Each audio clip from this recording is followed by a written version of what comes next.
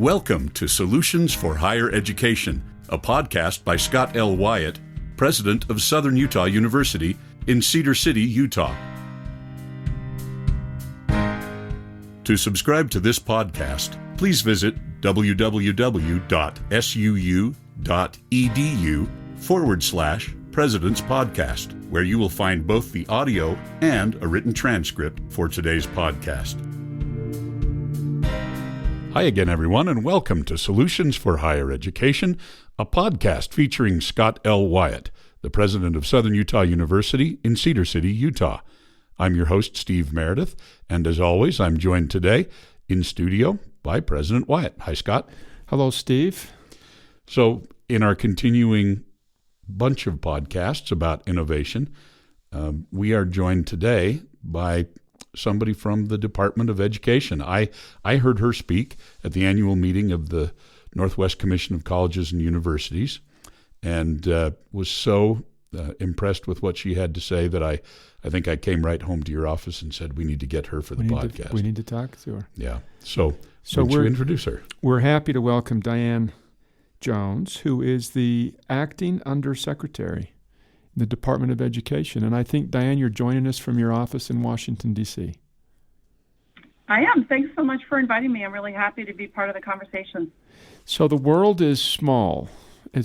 In our brief conversations before, we discovered that your husband's family is from Logan, Utah, which is where my family's from. It's where I grew up. A small world. Small world. The world is small. And then some of your family grew up in southern Idaho, and that's actually where my mother grew up. So I'll bet you if we spent enough time, we'd find some kind of a connection there. Yep. We would, and I've spent all of my life on the East Coast, and so I've been married for 31 years, and so it's been fun over those years to get to know another part of the country. And Utah is you can't find a more beautiful part of the country, that's for sure.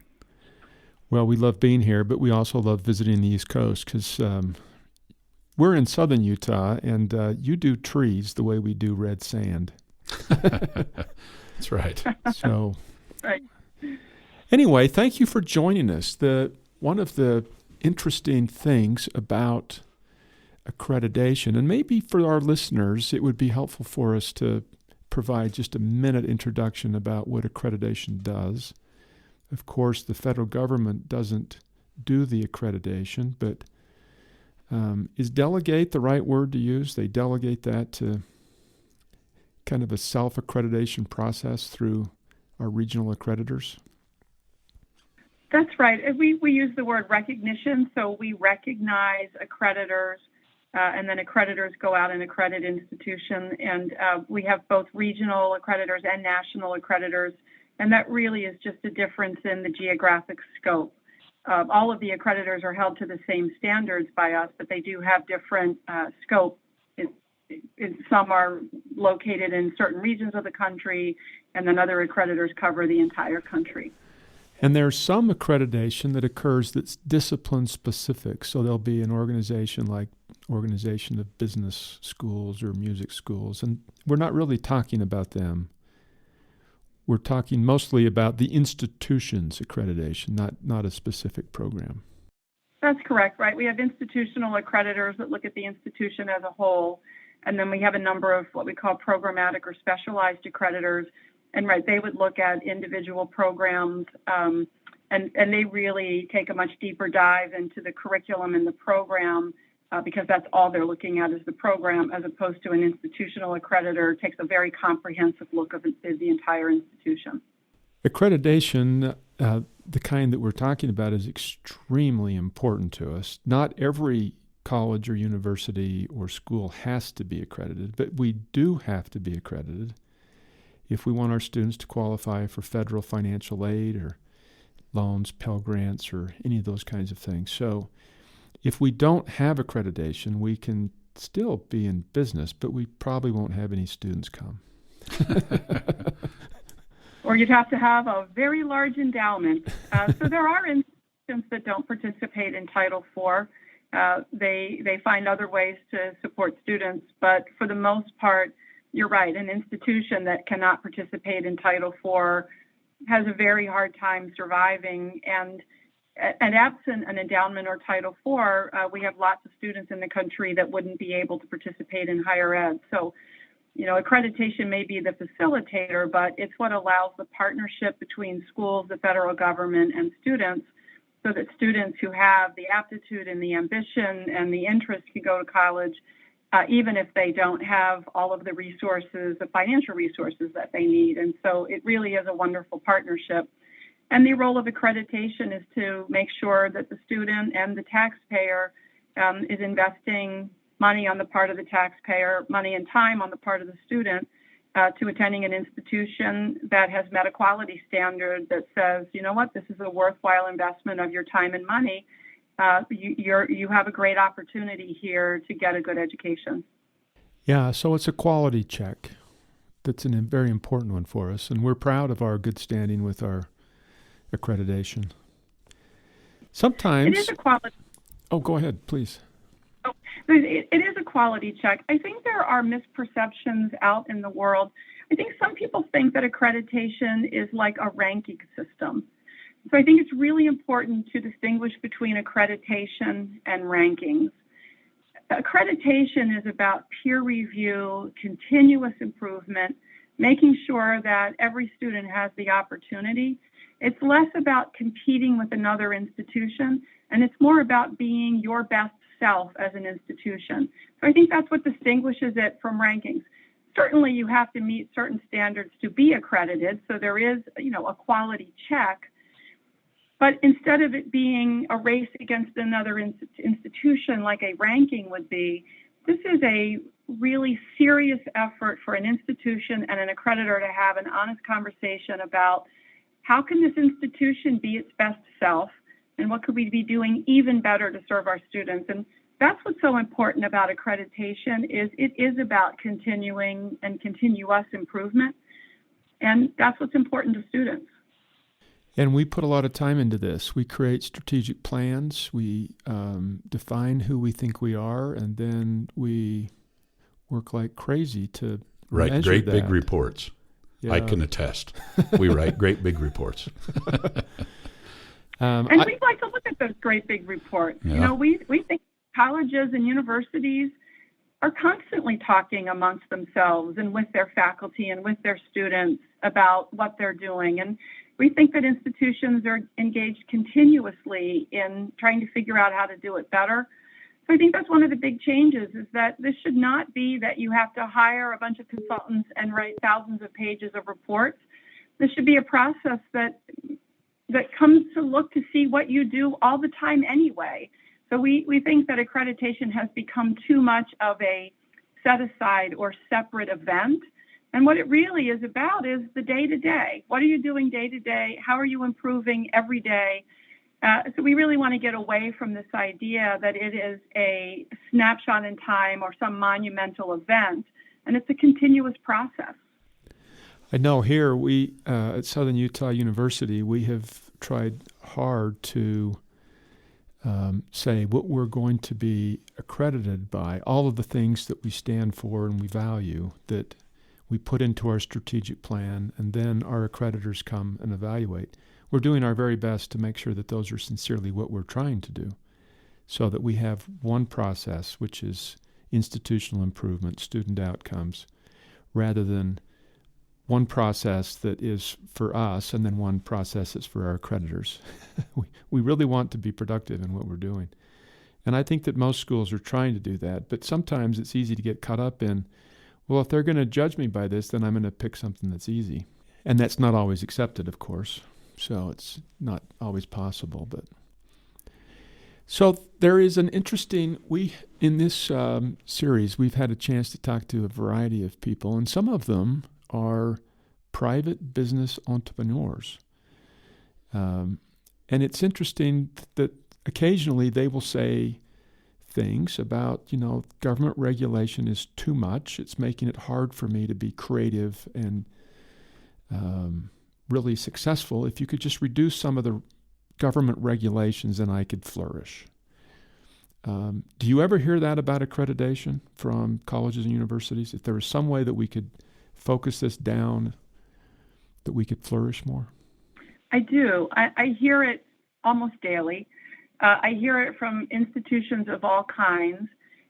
And I find that institutions bring to me different ideas. So, for example, we sometimes hear from small rural colleges that they're very small and their environment is very different than a large regional institution. And so they feel as though the cost, the cost of the accreditation process is really inhibiting them from doing their best work because it absorbs so much of their budget. And, oftentimes a small institution serving several hundred students is expected to do just as much work as an institution serving 40,000 students. And maybe that's not appropriate. And, maybe we have to look at the level of risk and we have to look at the kind of institution. So whether it's institutional size or institutional mission, I think the one thing that I hear among almost all of the institutions that reach out to us is that the focus on the paperwork aspects of accreditation are daunting and probably not worth the time and cost, that there are other ways to look at an institution and for an institution to prove itself. But this daunting task of writing long reports, I think most people have pointed to that as being incredibly cumbersome, incredibly costly, and not terribly productive in the long run to their goals. Yeah, and we've talked before about this, but it's interesting to compare the quantitative and qualitative pieces of this. That sometimes one of my favorite quotes is at the end of our lives, the things that matter the most are those things that you can't count. And when I look at my undergraduate experience, the things that changed, that were most transformative for me and prepared me for graduate school and then for my ultimate jobs, the things that prepared me the most were the things that are almost impossible to put on a piece of paper. It's true. I have the same response. When I think about my undergraduate experience, the richness, and I was a first-generation college student, so there were so many things about that experience that were unique and different and frightening and exciting and all of those things. I didn't have, I was in the same situation as many students. There wasn't somebody at home that was giving me the right advice or guiding me in the right direction, so there was a lot of discovery. One of the things I learned is that I can be self-reliant and that I can figure it out and that I can navigate bureaucracy.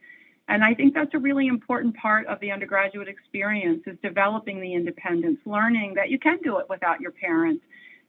It's okay to make a mistake. You have to figure out how to fix it. I think that those are really important parts of the experience. The other thing I would add is, sure, I learned a lot of content and I learned a lot of methods. I'm a scientist by training, but it's the people. It's the people I interacted with, my peers, certainly the faculty. It was the relationships that were such an important part. And oftentimes the things that have carried me through life the most have been the things that took place in conversations outside of the classroom, during a lab, during field work. So I think the qualitative aspects of a person's educational experience are really important. And we've ignored those because they're hard to quantify. And so I hear two things in Washington, right? On one hand, I hear what gets measured gets done, and that's true. That's but on the other hand, I hear people say, this quote is attributed to Einstein. I've never looked it up. I don't know really if it's an Einstein quote, but anything that can be measured probably isn't worth measuring, right? So there are these cliches on both sides. I think the truth is probably somewhere in the middle, but we are interested in looking at the qualitative outcomes that probably are more meaningful to the student than anything. Well, we talk about that. Anything that can be measured maybe shouldn't be, because we're talking with students every day, Steve and I, and a good example of that is that if a person sets a goal to go to the gym for 30 minutes a day, they can accomplish that goal and not actually get anything done because they're not putting in the effort. at the gym. So, well, what is your real goal? Well, my goal is something other than just 30 minutes. Sitting in a seat 3 days a week for 15 weeks of a semester. That's really not my goal. My goal is learning. And that's a little bit harder to quantify because we're all starting in different places and picking up different things. Right. Everybody's learning experience is unique and different, and including what everybody hopes to learn from the experience. I taught at a community college for 10 years, and my traditionally aged students oftentimes came with a very different set of learning goals than my non-traditionally aged students, people in their 30s who maybe didn't go to college right out of high school and this is their second chance, or they find themselves in a life situation where they want to make a new career choice. And so even among those students who might have been sitting in the same class in front of the same instructor, they came to that classroom oftentimes with very different goals, and they both got what they needed. And so it's not that I would say one set of goals were more important than the other. They were just different. And as the instructor, my job was to understand all of the goals that my students brought to class and make sure that we could fulfill all of them. And if a student brought a goal to class that we knew we could not fulfill, to be honest about that, and to help them find what might be a better fit. If they were not going to be able to meet that goal in a particular class, well, let's find where you might be able to meet that goal. So it is a very personal experience. It's a very individualized experience. And the numbers just don't reflect that. The numbers treat students as this amorphous group of people that exist across the country and they're all alike. Well, anybody who's been in a classroom, like any parent, knows, no two are alike, no two students are alike, no two children are alike. So we have these numbers that try to treat everybody as though they are the same, a clone of one another. And then we have the reality where what we really celebrate about people is that each one of them is so unique and different. So somehow we have to take those two ideas and merge them and understand that when we're looking at schools and students, it's about the sum total of individual lives, not about some average number that I can calculate because I know how to divide, but that would assume everybody in that population is exactly the same. And we've done that for an awful long time, and it's just not appropriate. We've got a great example. Steve is a musician. That's right. And a fine singer. But a person might take physics because that person wants to become an engineer and has a bunch of foundational concepts that she needs to understand before she can advance to the next class. And someone else might be in that same class because she wants to understand how sound is made. Right. And so their goals are very different, and what will help them be successful in life is very different. And if we measure everybody the same, then one might not get actually what she wants or what he wants or needs. Anyway, it's an interesting...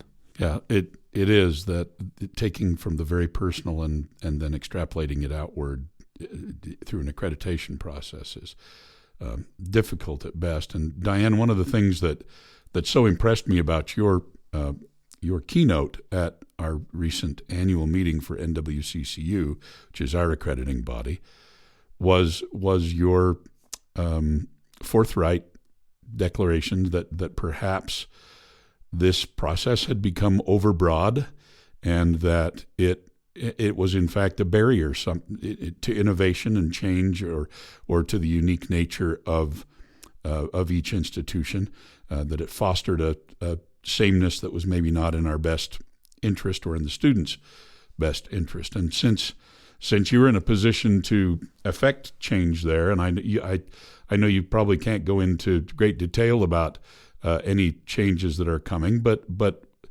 what are you working on in the Office of Education to help people get back in their lanes a little bit, if that's the right way to say it?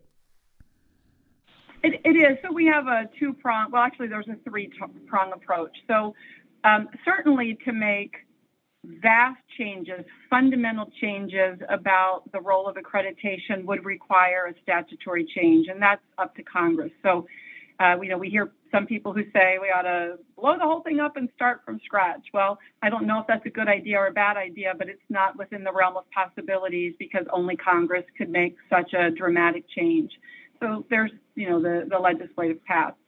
Then there's regulations. So under each law, the department has regulations, too many pages of them in my opinion, but this is where we explain to institutions how they comply with the law in the day-to-day, the practical, what does that law mean in terms of your day-to-day interaction with students. We're getting ready to embark upon a process called negotiated rulemaking. That'll start in January. And this is where we bring in stakeholders from across the community in a very formal process to take feedback and input. And we literally negotiate with the community to try to come up with a new set of regulations that everybody can agree to being the right regulations. And, there's give and take, and probably no stakeholder walks away with everything they want. The idea of trying to get to a consensus position is that, if you can get consensus, you're probably pretty close to where you should be. Probably a pretty good way to get to a good solution. So that's a long process, and it takes well over a year for regulatory changes to be put in place, but we're embarking upon that process. But in the meantime, a lot of what drives the accreditation process isn't in statute and it isn't in regs. It's driven by the behavior of the department and the way that the department interacts with accreditors and the way that it holds accreditors accountable. And there has been over the last decade or so the development of an adversarial relationship between accreditors and the department where there's almost a gotcha mentality. I hear accreditors, when they talk about when they come before the board that evaluates them at the department, that they're sitting in the hot seat. Well, I don't think it was ever intended to be this adversarial process. So what we can do and what we are doing right away is renewing the partnership to say, yes, there's accountability on both sides, but let's engage in a productive dialogue. Let's figure out how to do this best, but not without the gotchas. And I think the gotcha mentality has really locked accreditors into these very narrow ranges of tolerance, maybe is the right way to describe it. Because what happens is when they come before this board, what people don't talk about what they do 90% of the time, right? There's not a lot of conversation about, well, what do you do 90% of the time? Or 90% of the time, how do you know an institution is compliant? What happens is, they get before this board and everybody's trying to find some deep, dark, hidden secret, which is the one-off, the 10%. And then that 10% becomes the focus of the conversation. I think accreditors are so afraid of what might get found that they put everybody into this very narrowly described box or range of tolerance, and then that squelches innovation. And so in the short run, we're really trying to renew the partnership and get back to the 90%. And then in the middle range is create new regulations that we think focus more on the student experience and less on administration and bureaucracy. And then, of course, we look to Congress to do the large sweeping changes through the legislative process. That's interesting. You had mentioned in the rulemaking, the upcoming rulemaking process, that there'll be a group of stakeholders. We've seen such a change in higher education of the type of student that we see. For example, there are a number of colleges and universities that have greatly expanded their online program, and now their average student age is in the middle 30s and in mid-career and so forth. Please don't take this the wrong way, but as people get together in this rulemaking process, are we taking voices that are outside of perhaps the Ivy League elite experience that at least many folks think that is what drives educational policy. Is there a wide range of voices at that table? There are a wide range. We will be announcing who those voices are in the coming days. Off the top of my head, I don't think we have a representative from any Ivy League college. I could be wrong about that. I have to go back and look. But for the most part, the people who come to the negotiating table, they represent all kinds of institutions. They represent students. They represent, we have, this is a rare thing. I mean, we actually have an employer who will be at the table. We have not in the past included employers. But because we're talking about, in some cases, programs that need to be very responsive to workforce, we need an employer at the table. We think that colleges may even need different decision-making processes on the inside of the institution when you're looking at an occupationally focused program versus a program in the liberal arts. So we have an employer coming to the table, and we haven't done that very often. So we do think that the stakeholders really represent a very broad group of stakeholders. The other thing we've done with this rulemaking is, we have a group of people who vote and who actually negotiate, but we are also bringing together 3 subcommittees of stakeholders who can dialogue in more depth about some of these issues and then make a recommendation to the negotiators. So instead of having, I'm going to throw a number out, instead of having 20 people involved in the negotiation, we'll be at well over 40 because we now have subcommittees. So we've tried to broaden the number and kinds of stakeholders that are represented. But I believe that when you see the names, you will see that we have a very good cross-section of higher ed that represents institutions of all kinds. And that's the idea, is to not give any one type of institution or any one stakeholder too much of the voice. It needs to be shared voices. Well, this is a fun process. It'll be exciting for us to see how it plays out. Yeah, we'd like to reserve the right to have you join us again after the rulemaking process. Would that be okay? That would be wonderful. Yeah, it is a fascinating process. It's a lot of work, but it is a fascinating process. And I think when done well, and when people come to the negotiating table with the intention of trying to find a place of consensus, good things can happen. And we certainly are coming to the table intending to find the point of consensus. Well, and we look forward to, as you've described, the focus being on what it is that we want to achieve, rather than just a bunch of regulations that may or may not be connected to the outcomes that we are seeking as institutions. Yes, and I can tell you, as the accreditation director for our institution, I'm rooting for fewer reports. So yeah, you have my vote, Diane. I'm excited about anything that slims down that process a little bit. I haven't met a single person in this process yet that has said to me, "Oh, shucks, Diane, I actually really love writing big reports." So, and it's not just on the outside. When accreditors submit their petitions to us to be recognized, I mean, we had one recently that was 60,000 pages, I'm told. Oh, my gosh. 60,000 pages. And I obviously didn't count the pages, so maybe it was 40,000, maybe it was 50, but the staff and the accreditor said it was 60,000 pages. When I hear something like that, what that signals to me is we haven't been clear enough about what matters, which puts accreditors in the situation of feeling like they've got to throw in everything plus the kitchen sink, hoping that at least one of those things is what we were looking for. So when I heard 60,000 pages, I thought, well, that means that we haven't been clear enough about what matters, because nobody should have to spend time uploading 60,000 pages. And it's not humanly possible for us to thoroughly and adequately review 60. I would rather have 200 pages that I can really digest than 60,000 pages that may have a gotcha moment somewhere in there. I'm not interested in the gotcha moments. I am interested in accountability and strong performance, but I'm not interested in finding the one off the gotcha.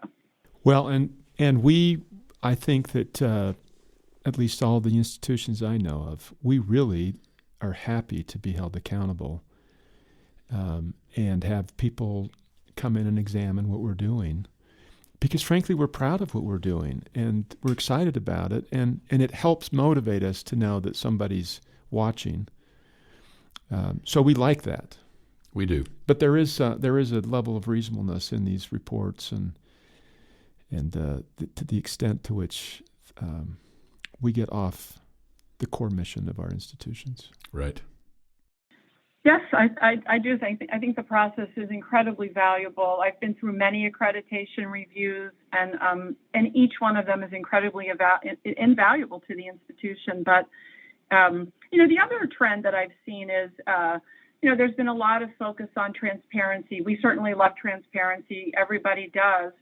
But the one thing I've noticed as maybe the unintended negative consequence is when we have such a focus on put everything in writing, and then everybody wants to review what's in writing. The other trend I've noticed is that I think site visit teams are less willing to highlight areas that may be slightly problematic, not a horrible problem.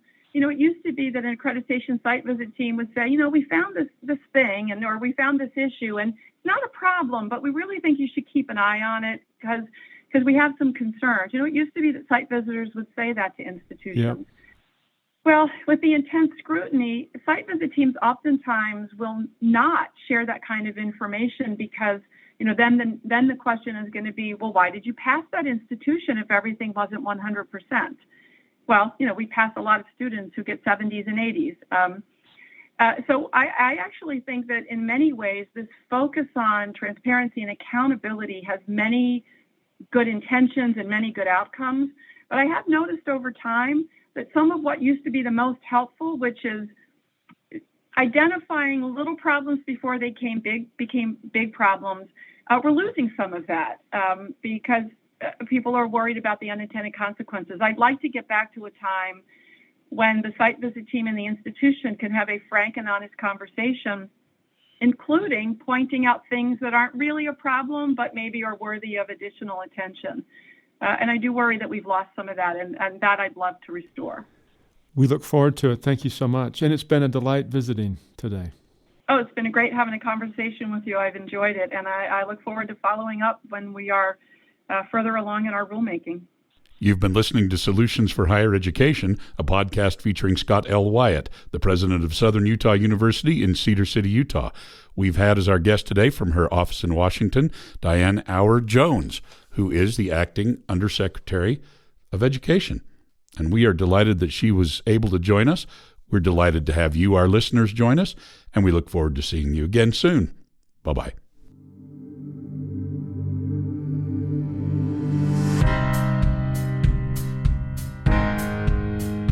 Thanks for listening to Solutions for Higher Education. To subscribe to this podcast, please visit www.suu.edu/President's Podcast, where you will find both the audio and a written transcript of today's podcast.